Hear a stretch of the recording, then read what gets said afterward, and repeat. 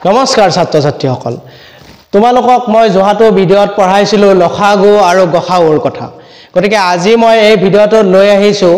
লখাগু আৰু গসাউ সম্বন্ধীয় প্ৰশ্নবিলাক আৰু তাৰ কাৰণে মই দুটা উদাহৰণ লৈ আহিছো আজিৰ ভিডিঅ'টোত এই দুটা উদাহৰণৰ প্ৰশ্ন তোমালোকক মই দেখুৱাম আৰু তোমালোকে যাতে ভিডিঅ'টো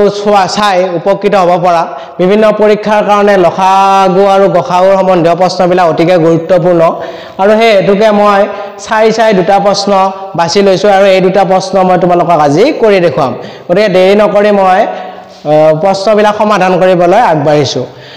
30 60 আৰু 90 ৰে হৰণ কৰিব পৰা আটাইতকৈ সৰু সংখ্যাটো উলিওৱা এইটো হল প্ৰশ্ন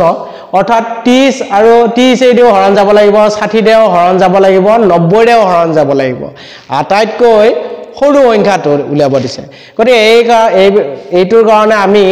লখাগু উলিয়াব লাগিব গতিকে এই 30 60 90 এই তিনিটাৰে আমি লখাগুটো উলিয়াই দিম মই তোমালোকক যোৱাটো ভিডিঅ'ত শিকাইছিলো যে চুটি হৰণ পদ্ধতিৰে লখাগু আৰু গসাউ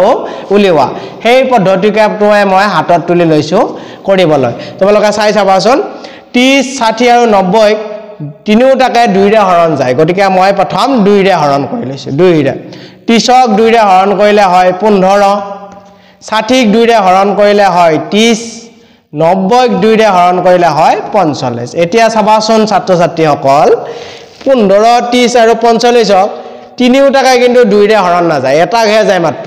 কৰি এটাক গলে আমি কৰিব নোৱাৰো তিনিটাকে যাব লাগিব নহয় দুটাক গলে হ'ব কিন্তু এটাকহে যায় গতিকে আমি আৰু 2 ৰে কৰিব নোৱাৰো ইয়াৰ পিছৰ মৌলিক সংখ্যা কি আছে 3 আছে গতিকে 3 ৰে হৰণ কৰিম এবাৰ 3 ৰে যেহেতু তিনিটাকে হৰণ যায় চাবাচোন 15ক 3 ৰে হৰণ কৰিলে 5 30ক 3 ৰে হৰণ কৰিলে 10 45ক 3 ৰে হৰণ কৰিলে 15 আকৌ দেখা গল যে 5 10 15 3 ৰে আৰু হৰণ না যায় এবাৰ কি কৰিম মই 5 ৰে হৰণ কৰিব লাগিব 5 ৰে কৰি দিছো 5 ৰে 5ক হৰণ কৰিলে একবাৰ 10ক 5 ৰে হৰণ কৰিলে দুবাৰ 15ক 5 ৰে হৰণ কৰিলে তিনিবাৰ এতিয়া চাবা ইয়াৰ লখাগুটো কি হ'ব লখাগুটো কি হ'ব গোটাই গিটাক পূৰণ কৰি দিবা 2 পূৰণ 3 পূৰণ 5 পূৰণ 1 পূৰণ 2 পূৰণ 3 আৰু পূৰণ কৰি যেটোৱে ফল পোৱা হেইটো হ'ব লখাগু 3 2 6 6 5 30 30 1 30 30 2 60 60 3 গুণ 180 অৰ্থাৎ আমাক যেটো সুধিছিল আমাৰ উত্তৰ পাই গলো যে 30 60 আৰু 90 ৰে হৰণ কৰিব পৰা আটাইতকৈ সৰু সংখ্যাটো হল 180 এইবাৰ মই গসাউৰ এটা প্ৰশ্ন হাতত লম সেই প্ৰশ্নটো তোমালোকক সমাধান কৰি দেখুৱাম মাত্ৰ এটা বস্তু হলাই দিলে হ'ব হেইটো গসাউত পৰি যাব চাবাচোন মই এই ৰেটোৰ ঠাইত ক বুলি দিছো ক প্ৰশ্নটো কি মিনিং কৰিলে চাবা 30 60 আৰু 90 হৰণ কৰিব পৰা আটাইতকৈ সৰু লিখি নেলিখো ডাঙৰ লিখিম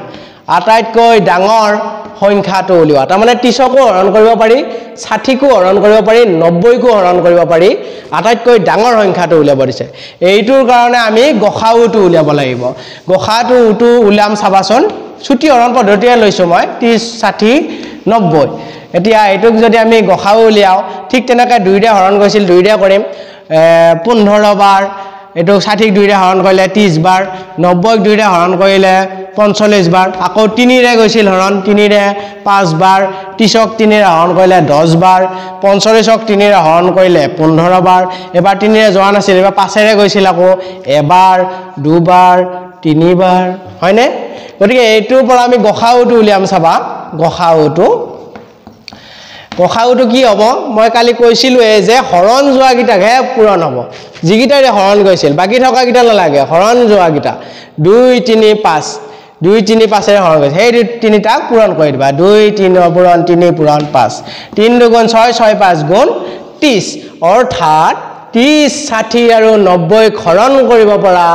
আটাইতকৈ ডাঙৰ সংখ্যাটো হ'ল 30 গতিকে এই ধৰণৰ প্ৰশ্নবিলাক তোমালোকৰ পৰীক্ষাত দেখা যাব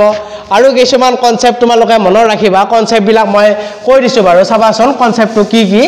যদি দুটা সংখ্যা একে সংখ্যা থাকে যেনে 7 আৰু 7 ইয়াৰ লখাগুটো কিমান বুলি ক'লে তুমি ডাইৰেক্ট কবা সেই সংখ্যাটো 7 অৰ্থাৎ একে সংখ্যা ৰাখিলে লখাগুটো সদায় সেইটোৱে সংখ্যাই হয় আকৌ যদি মৌলিক সংখ্যা থাকে যেনে কোৱা 3 আৰু 5ৰ লসাগু কিমান সুধিলে লসাগু তেতিয়া আমি কি কৰিম মৌলিক সংখ্যা থাকিলে দুটাকে পূৰণ কৰি দিব লাগে মৌলিক সংখ্যা লসাগু দুটাকে পূৰণ কৰিবা 3 5 গুণ কিমান হ'ব 15 অৰ্থাৎ লসাগুটো কি হ'ব 15 আকৌ যদি সোধে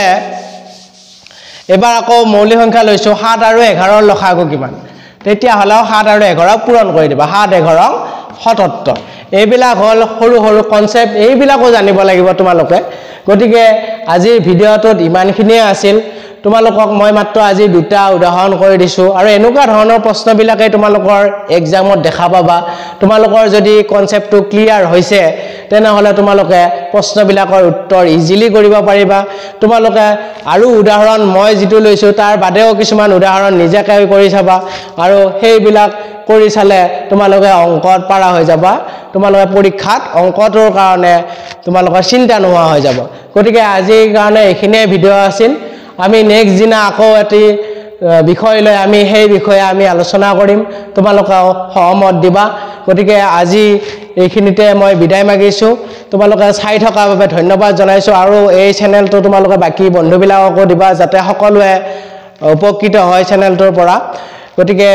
আজিলৈ বিদায় মাগিছো নমস্কাৰ